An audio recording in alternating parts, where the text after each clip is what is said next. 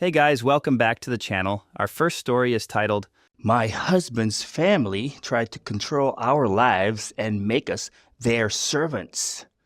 My name is Kelly. I'm 32 years old and I've been married to my husband, Ben, for 5 years now. Ben is everything I could have ever wanted in a partner. Kind, hardworking, supportive, and with a sense of humor that never fails to make me smile. But his family, well, that's a whole different story. When Ben and I first started dating 7 years ago, his family seemed nice enough. His parents, Barbara and George, were always inviting us over for elaborate Sunday dinners and family gatherings. His sister, Emily, would occasionally join us for outings or movie nights. At first glance, they appeared to be the picture-perfect close-knit family that I had always dreamed of having. My own family was small and distant. My parents divorced when I was young and both remarried and moved to opposite coasts. I had no siblings and my closest relatives lived abroad. Growing up, I often felt lonely and envious of my friends who had big, boisterous families. I yearned for the warmth and connection that seemed to come along with having a large, loving family. So when I met Ben's family, I was thrilled. Here was the big, loving family I had always wanted to be a part of. Little did I know what I was really getting myself into. The first 2 years of our relationship were relatively smooth sailing. Barbara would occasionally ask Ben for help with small tasks around the house, but it never seemed excessive. George would invite Ben over to watch football games, and Emily would sometimes ask for advice on her college assignments.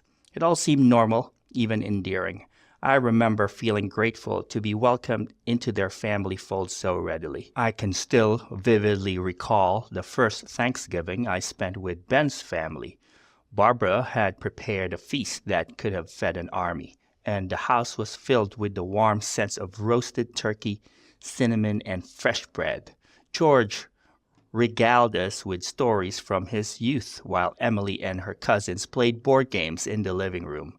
As we all sat around the large dining table, passing dishes and sharing laughter, I felt a sense of belonging I had never experienced before. I thought to myself, this is what family is supposed to be like. Our engagement was met with enthusiasm from Ben's family. Barbara immediately took charge, offering to help plan the wedding. At the time, I was grateful for her involvement. Planning a wedding can be overwhelming, and I thought having an experienced hand to guide us would be helpful. Ben and I had some ideas about what we wanted for our special day, but we were open to suggestions and compromise. Our wedding day was a joyous affair, with both of our families coming together to celebrate our love. Barbara had insisted on planning most of the wedding, and while it wasn't exactly what Ben and I had envisioned, we were just happy to be getting married. We didn't want to rock the boat, so we went along with most of her suggestions. Looking back, I realized this was the first red flag I chose to ignore. The ceremony was beautiful, held in a picturesque chapel that Barbara had chosen. I remember walking down the aisle, my heart pounding with excitement as I saw Ben waiting for me at the altar. His smile was radiant, and I felt like the luckiest woman in the world. We exchanged vows we had written ourselves, promising to love and support each other through all of life's ups and downs. The reception was a lavish affair, again mostly orchestrated by Barbara. The decorations were elegant, the food was exquisite, and the music was perfect for dancing. As Ben and I swayed to our first dance as husband and wife, I felt like I was living in a fairy tale. Everything seemed perfect. It wasn't until after we returned from our honeymoon that I started to see the true colors of Ben's family. It began subtly, almost imperceptibly. Barbara would call Ben multiple times a day, asking for favors. "Ben, dear, could you swing by the grocery store and pick up a few things for me? Oh, and while you're at it, could you mow our lawn? Your father's back is acting up again." At first, Ben would always comply without hesitation. He'd rush over to his parents' house after work, sometimes not getting home until late in the evening. I tried to talk to him about it, but he just shrugged it off. "That's just how Mom is," he'd say. They need help sometimes. It's no big deal. But it didn't stop there. Soon, the requests became more frequent and more demanding. George would call Ben at work, insisting he come over immediately to help move furniture or fix something around the house. Emily would show up unannounced at our doorstep, expecting Ben to drive her around for errands because her car was in the shop again. I started to feel like we were living our lives at the beck and call of Ben's family. Every weekend was filled with tasks and chores for them. We couldn't make plans without checking if the in-laws needed anything first. Date nights were constantly interrupted by phone calls from Barbara or George, insisting that Ben come over right away for some urgent matter that always turned out to be something trivial. I remember one particularly frustrating incident about 6 months into our marriage. Ben and I had planned a quiet evening at home. We had rented a movie, ordered takeout, and were looking forward to some quality time together. Just as we were settling in on the couch, Ben's phone rang. It was Barbara, insisting that Ben come over immediately because their kitchen sink was leaking. Despite my protests, Ben felt obligated to go. "I'll be back in an hour tops," he promised. He didn't return until after midnight. The leaking sink turned out to be a slightly dripping faucet that could have easily waited until the next day. I went to bed alone that night, feeling angry and resentful. As months passed, the situation only worsened. Barbara started calling me directly when she couldn't reach Ben, expecting me to drop everything and come over to help her with housework or errands. George began suggesting that Ben take time off work to help him with various projects around their house. Emily's demands for rides and favors became more frequent and more unreasonable. I tried to be understanding. I knew family was important to Ben and I wanted to be supportive. But as time went on, I found myself feeling increasingly frustrated and isolated. Our own lives seemed to be slipping away, consumed by the constant demands of Ben's family. One particularly frustrating incident occurred on our first wedding anniversary. Ben and I had planned a romantic weekend getaway to a nearby beach town. We had made reservations at a quaint bed and breakfast months in advance and were looking forward to some much needed alone time. The night before we were set to leave, Barbara called, insisting that Ben come over to help repaint their living room instead. I was shocked. "But it's our anniversary," I protested. "We've had these plans for months."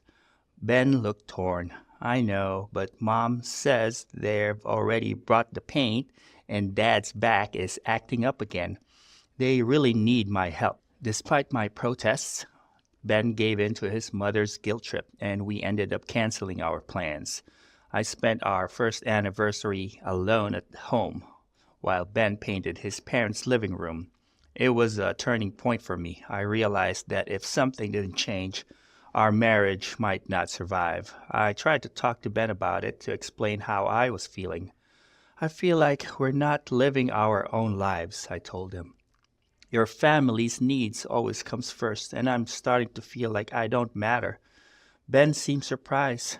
"But they're family," he said. "We're supposed to help the family." "Yes, but not at the expense of our own lives and relationship," I countered. "There needs to be a balance." Ben agreed to try to set some boundaries, but it was easier said than done.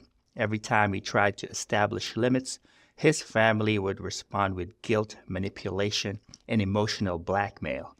They'd show up unannounced at our house, expecting us to drop everything to cater to their needs. They'd call at all hours, demanding Ben's time and attention. Our own lives, our relationship, our goals, everything took a back seat to the constant demands of Ben's family.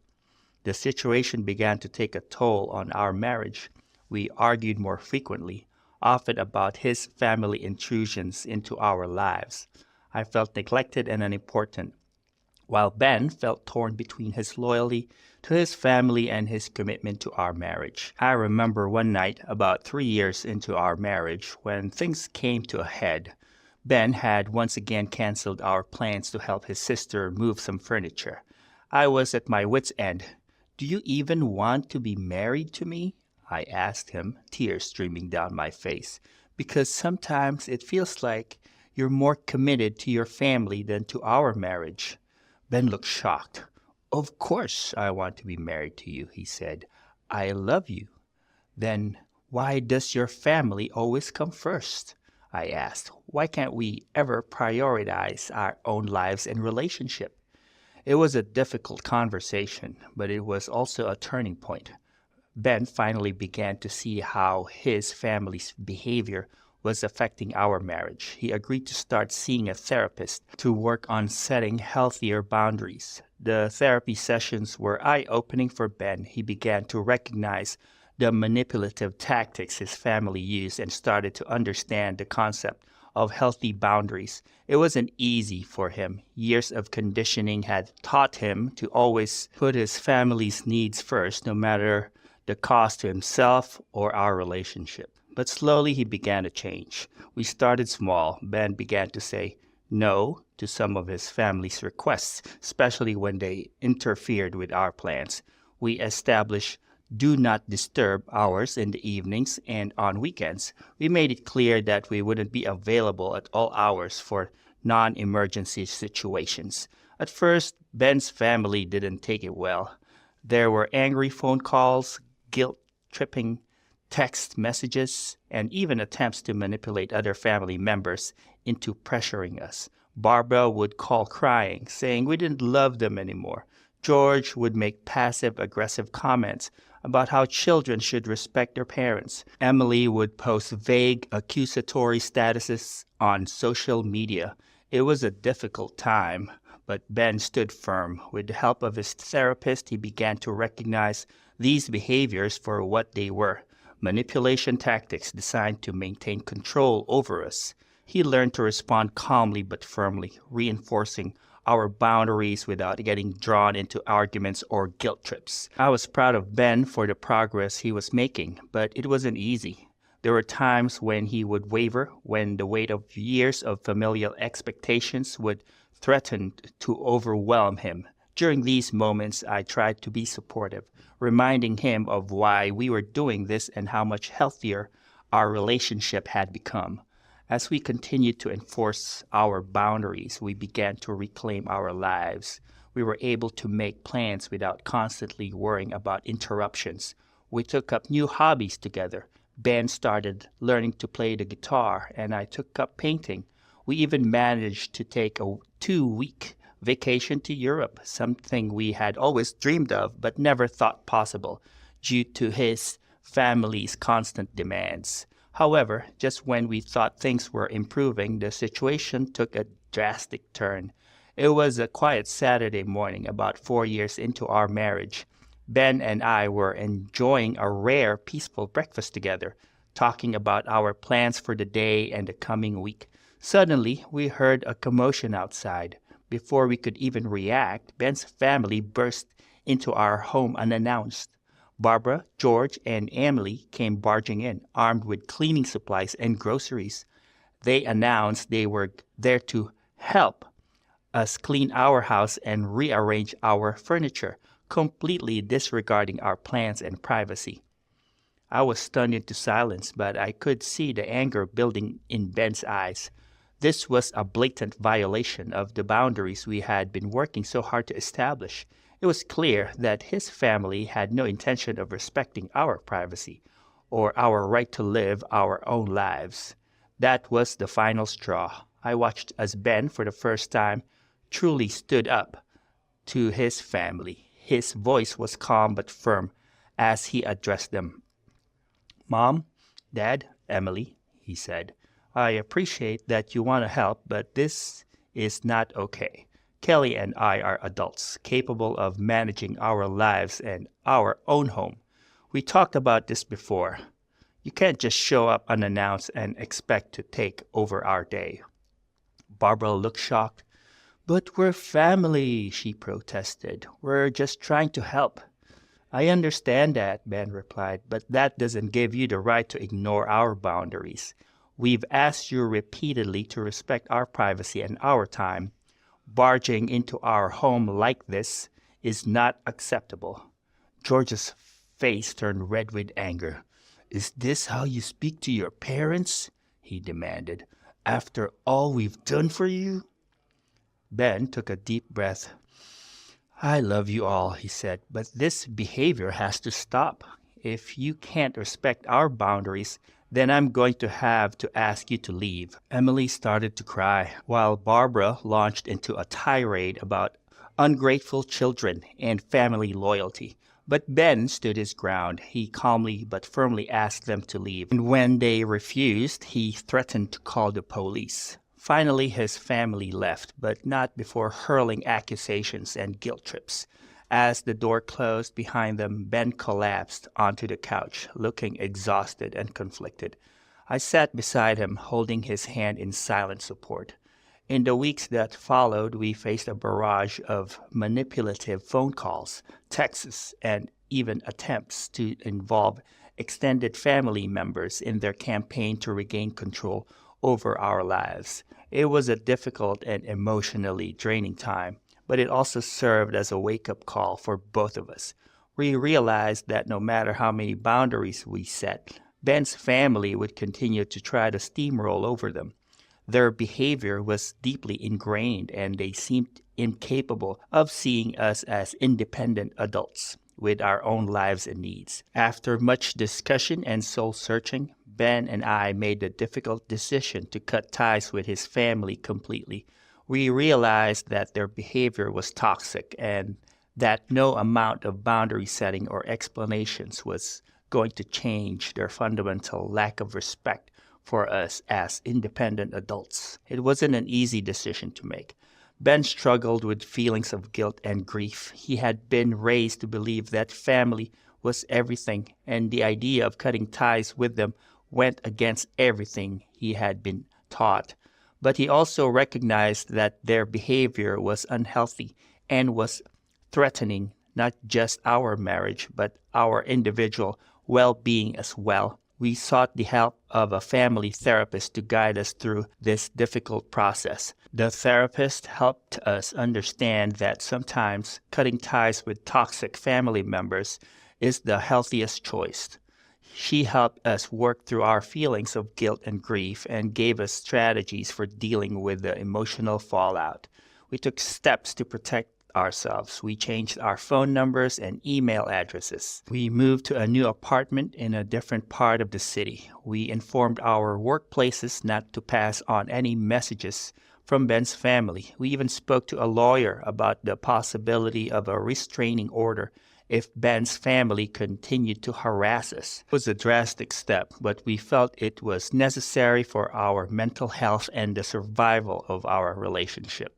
The first few months were incredibly difficult. Ben struggled with waves of guilt and doubt. There were times when he questioned our decision, wondering if we had been too harsh. I remember one night about 2 months after we had cut ties, when Ben broke down crying. "Did we do the right thing?" he asked me, his voice choked with emotion. "They're my family. What if we're making a huge mistake?" I held him close, my own eyes filling with tears. "I know it's hard," I said, "but remember how we felt before? How we were living our lives for them instead of for us? We gave them so many chances to respect our boundaries, and they couldn't do it.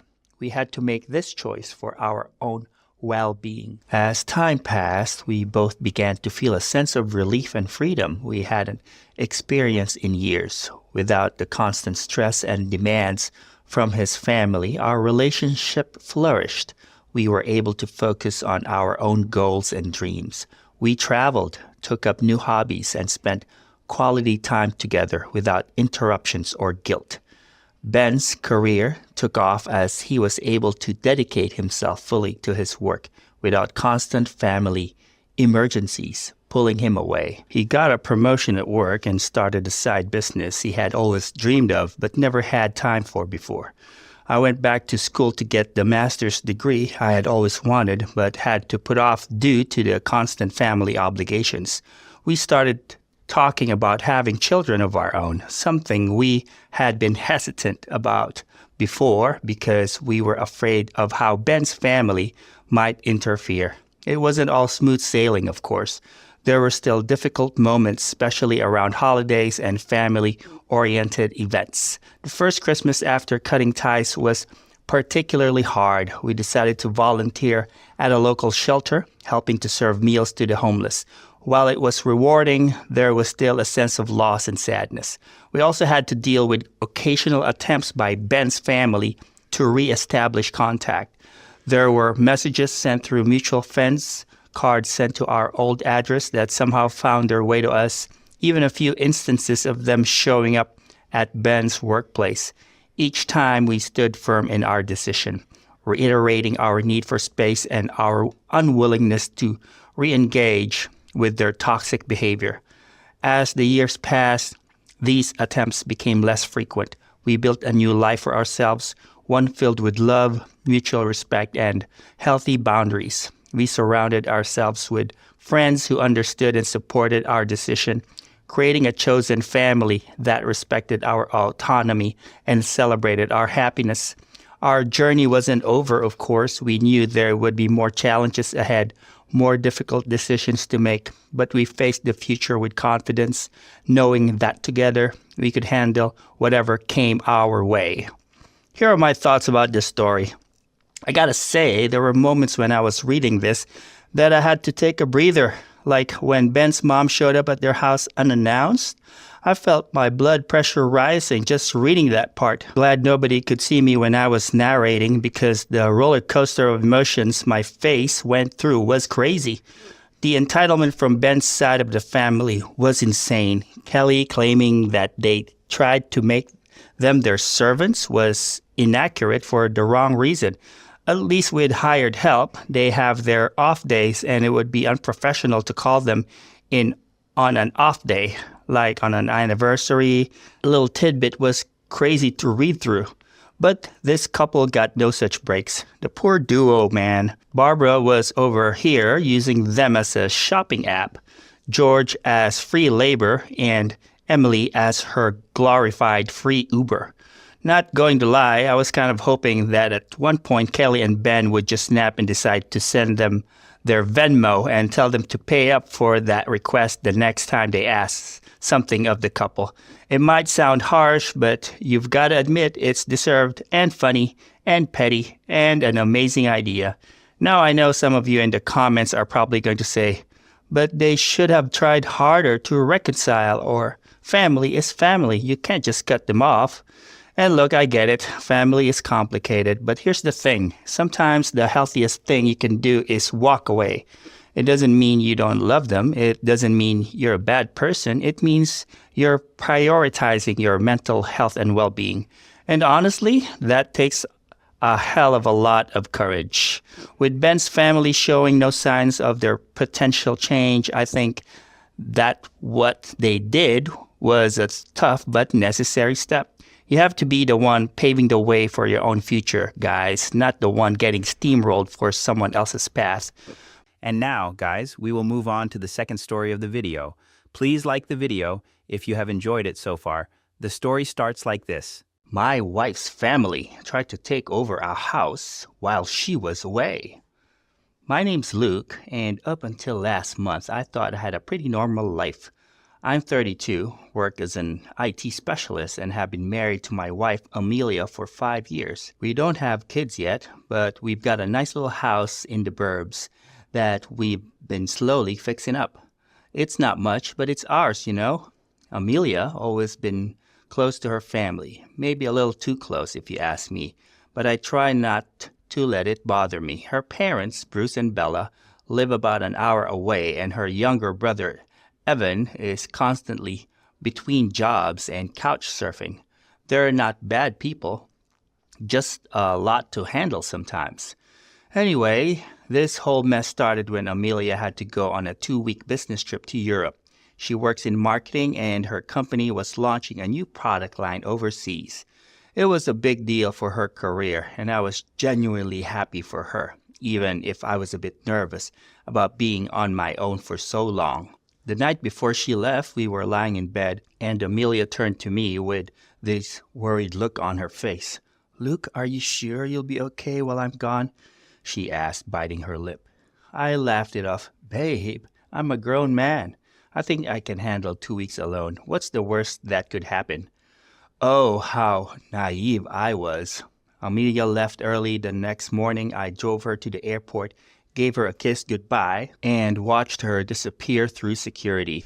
On the drive back home, I was already planning my bachelor activities. Maybe binge watch that new sci-fi series, order some pizza, play some video games, typical guy stuff. But when I pulled into our driveway, I noticed something odd. There was a car I didn't recognize parked on the street in front of our house. As I got out of my car, the front door of my house opened, and out walked Bruce, Amelia's dad. "Luke, my boy," he called out, waving like we're old friends. "Surprise!" I stood there, keys in hand, completely confused. "Bruce, what are you doing here?" He sauntered over, clapping me on the shoulder. "Well, Amelia called us last night, said you might need some company while she's away, so we thought we'd come stay for a bit, help out around the house, keep you from getting lonely." My heart sank. "We?" I asked, already dreading the answer. "Oh yeah, Bella's inside unpacking, and Evan's on his way. Should be here in a couple of hours." I felt like I was in some kind of bizarre nightmare. Amelia's entire family was moving in for 2 weeks without even asking me. "Bruce," I said, trying to keep my voice steady, "I appreciate the thought, but that's really not necessary. I'll be fine on my own." He laughed, a booming sound that echoed down the quiet street. "Nonsense. We're family, Luke. Family sticks together. Now come on inside. Bella's making lunch." I followed him into my house feeling like a guest. Bella was in the kitchen, pots and pans clanging as she rummaged through our cupboards. "Luke, honey," she exclaimed when she saw me. "Oh, it's so good to see you. I hope you don't mind. I'm just whipping up a little something. Your fridge was practically empty." I opened my mouth to explain that I was planning to go grocery shopping later, but Bella had already turned back to the stove, humming to herself. I pulled out my phone and stepped into the hallway, dialing Amelia's number. It went straight to voicemail, of course. She was probably still on the plane. "Amelia," I hissed into the phone, "call me as soon as you get this. We need to talk about your family staying here." The rest of the day was a blur of awkward conversations and invaded personal space. By evening, Evan had arrived, adding his oversized duffel bag to the growing pile of luggage in our living room. "Hey, bro," he greeted me with a fist bump. "Thanks for letting us crash. This is gonna be awesome." I forced a smile, wondering how the hell I was going to survive 2 weeks of this. That night, as I lay in bed staring at the ceiling, I could hear Bruce's snoring from the guest room, Evan's video game sounds from the living room couch, and Bella's late-night TV show from downstairs. I grabbed my phone and sent Amelia another message. "Your family is here. All of them. Please call me ASAP." I barely slept that night, tossing and turning as I tried to figure out how to handle this situation. By the time my alarm went off for work the next morning, I had dark circles under my eyes and a growing sense of dread in my stomach. I stumbled downstairs, desperate for coffee, only to find Bella already in the kitchen, flipping pancakes.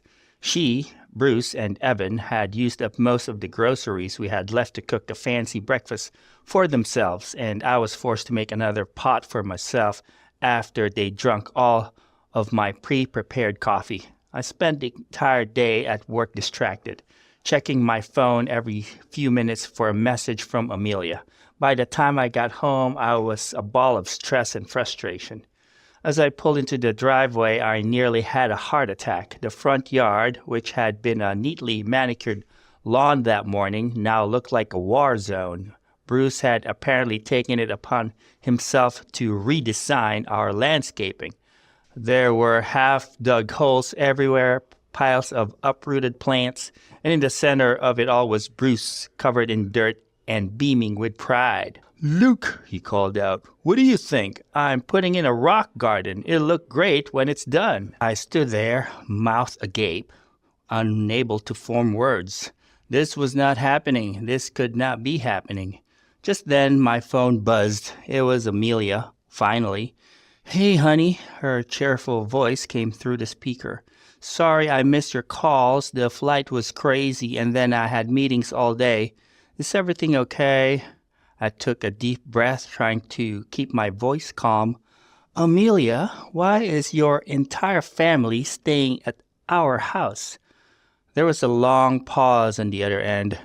Oh, well, I was worried about you being alone for so long, and Mom suggested they should come keep you company. Thought it would be a nice surprise. Aren't you happy to have them there? I looked at the devastated lawn, thought about the empty coffee pot and the invasion on my personal space, and felt something inside me snap.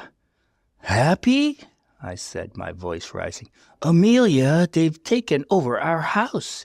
Your dad is destroying our lawn, your mom has rearranged our entire kitchen, and your brother is treating our living room like his personal gaming cave.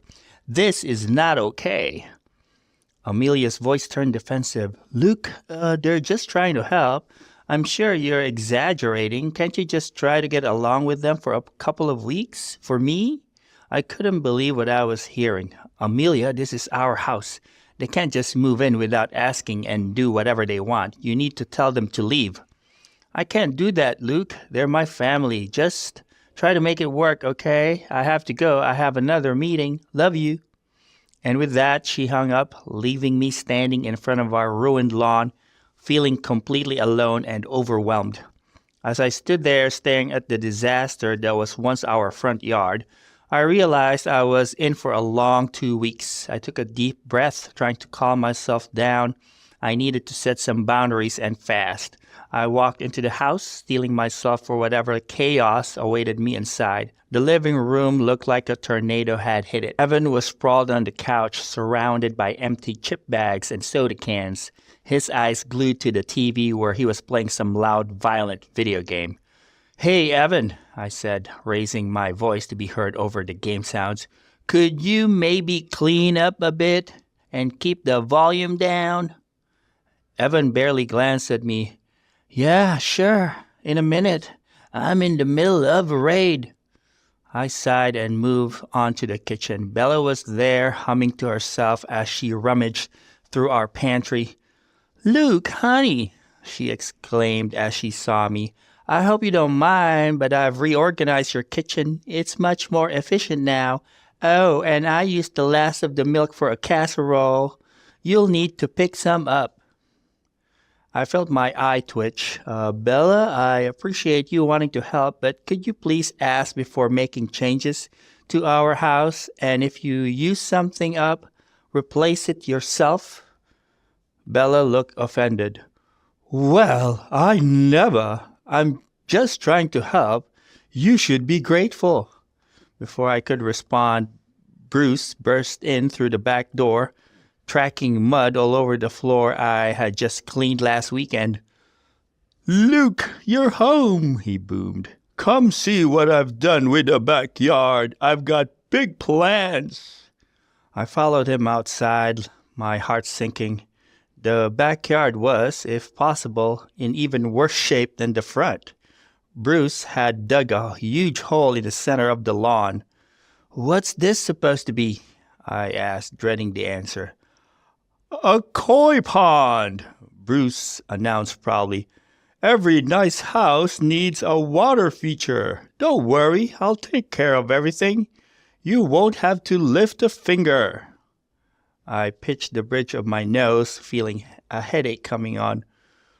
Bruce, we can't have a koi pond. Our homeowners association doesn't allow it. And even if they did, you can't just dig up our yard without asking. Bruce waved his hand dismissively. Don't you worry about that. I'll handle the HOA. They'll see reason. I've had enough. Everyone, living room, now. We need to talk. It took some coaxing and unplugging Evan's game console to get everyone assembled. I stood in front of them feeling like a teacher about to scold a group of unruly students. Look, I began, trying to keep my voice level. I appreciate that you all want to help, but this is Amelia and my house. You can't just come in and take over. From now on, we need to establish some ground rules. I laid out my expectations. Clean up after yourselves. Ask before making any changes or using the last of something. Respect quiet hours, and absolutely no more unauthorized landscaping projects. The response was not what I hoped for. "Oh, Luke," Bella said, her voice dripping with condensation. "We're family. There's no need for all these rules. We're just trying to make your life easier while Amelia's away." "Yeah, man," Evan chimed in. "Don't be such a buzzkill." Bruce nodded in agreement. "Son, you need to learn to relax. We know what's best." I felt like I was talking to a brick wall. No matter what I said, they just weren't getting it. As the argument escalated, with voices rising and tensions mounting, I finally snapped. "Enough!" I shouted, startling everyone into silence. "This is my house, and you will respect my rules, or you will leave. End of discussion." With that, I stormed off to my bedroom, slamming the door behind me. I spent the rest of the evening there, alternating between seething with anger and feeling guilty for losing my temper. I tried calling Amelia again, but it went straight to voicemail. The next morning, I woke up early, hoping to get out of the house before facing everyone. But as I came downstairs, I was met with an eerie silence. No TV blaring, no pots and pans clanging in the kitchen. For a moment, I dared to hope that maybe they had left. But then I saw the note on the kitchen counter written in Bella's flowery handwriting. "Luke, we've gone out for the day. Since you seem so stressed, we thought you could use some alone time. Don't worry, we'll be back for dinner. Love, Mom and Dad, and Evan." I should have felt relieved. Instead, I felt a growing sense of dread. What were they up to? I spent the day at work distracted, imagining all sorts of scenarios. By the time I got home, I was a nervous wreck. As I pulled into the driveway, I saw that Bruce's car was already there. Taking a deep breath, I walked into the house.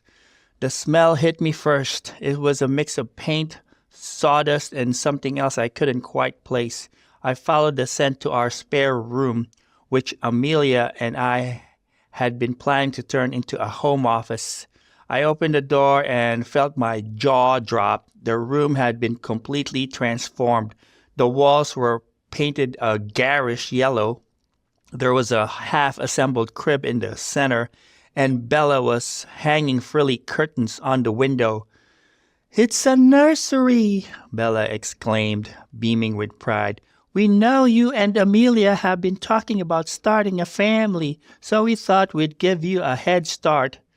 "Yeah, bro," Evan nodded. "We worked on it all day. Pretty sweet, huh?" I stood there speechless. They had completely remodeled a room in our house without our permission. The yellow paint was giving me a headache, and the crib looked like it was one wrong move away from collapsing. "Do you like it?" Bruce asked, grinning from ear to ear. "I got a great deal on this crib, only slightly used." Something inside me snapped, and the frustration, anger, and helplessness of the past few days came boiling to the surface. "Like it?" I said, my voice dangerously quiet. "You want to know if I like that you've invaded our home, ignored every boundary, and now taken it upon yourselves to make life-altering decisions for us? No, I don't like it. I don't like any of this." My voice had risen to a shout by the end, and I could see the shocked expressions on their faces. But I wasn't done. "This is our home," I continued, gesturing around me. "Mine and Amelia's, not yours. You had no right to do any of this. I want you all out. Now." There was a moment of stunned silence, and then the protests began. I stood my ground. "No, you listen. You've been disrespectful since the moment you arrived. You've treated our home like your personal playground, ignoring our wishes and our privacy. I'm done. I want you out of my house in the next hour, or I'm calling the police." The threat of police involvement seemed to finally get through to them. There was a flurry of activity as they grabbed their belongings, all while shooting me dirty looks and muttering under their breaths. The door slammed behind them, and suddenly the house was quiet. I sank onto the couch, my head in my hands. What have I done? Sure, I've gotten them out, but at what cost? Would Amelia understand, or had I just created an irreparable rift in our family? As I sat there on the couch, my phone clutched in my hand, I heard it ring. Amelia's name flashed on the screen. I took a deep breath and answered. "Luke, what's going on?" Amelia's voice was a mix of concern and irritation. "I just got a call from my mom. She's hysterical, saying you kicked them out." I closed my eyes, bracing myself for what was sure to be a difficult conversation. "Amelia, I need you to listen to me. Really listen. Can you do that?" There was a pause on the other end. "Okay," she said slowly. "I'm listening." For the next half hour, I poured out everything that had happened since she left. The constant invasions of privacy, the destruction of our property, the complete disregard for our home and our rules. I told her about the ruined lawn, the attempt at a koi pond, the kitchen reorganization, and finally the unauthorized nursery renovation. I couldn't take it anymore, Amelia. I finished, my voice hoarse. "I know they're your family, but this was too much. I'm sorry if I overreacted, but I felt like I had no other choice." There was a long silence on the other end. I held my breath, waiting for her response. Finally, Amelia spoke. "Oh my God, Luke, I had no idea it was that bad. I'm so sorry." I felt a wave of relief wash over me. "You're not mad?" "Mad? No, I'm furious, but not at you," Amelia said, her voice hardening. "I can't believe my family would act like this. I know they can be a bit much sometimes, but this is beyond anything I could have imagined. So you understand why I had to ask them to leave?" I asked cautiously. "Absolutely," Amelia replied without hesitation. "In fact, I think you showed incredible patience lasting as long as you did. I'm booking the next flight home. We need to deal with this together." The next 24 hours were a blur. I spent most of it cleaning up the mess left behind by Amelia's family, trying to restore some semblance of order to our home. I had just finished repainting the would-be nursery back to its original color when I heard a key in the lock. Amelia burst through the door, dropping her suitcase and rushing into my arms. "I'm so sorry," she murmured into my shoulder. "This is all my fault." I held her tight, feeling the tension of the past 2 weeks start to melt away. "It's not your fault," I assured her. "You couldn't have known they'd go this far." We spent the evening going through the house, assessing the damage. Amelia was horrified by the state of the yard, and I couldn't believe the liberties her family had taken with our home. "We need to set some clear boundaries," she said firmly. "This can never happen again." The next morning, we drove to Amelia's parents' house. The atmosphere was tense as we sat down in their living room. Bruce and Bella looked defensive, while Evan slouched in an armchair, avoiding eye contact. We set the ground rules for what we would expect from that point on. We also firmly set the consequences, telling them that if the disrespect was to continue, then our home and future would have no place for them in it. Slowly, grudgingly, Amelia's family began to nod. Evan even mumbled an apology for the mess he'd made in the living room. We left with an awkward air, nobody knowing quite what to say after the much-needed conversation. It was tough, but it was needed, and the drive back to our home furthered our resolve. As we pulled into the driveway, I looked at our house, a bit tattered, but still ours. We had a lot of work ahead of us to fix the damage, but I know we could handle it. We weathered the storm and come out stronger. Amelia and I walked hand in hand into our home, ready to reclaim our space and our peace.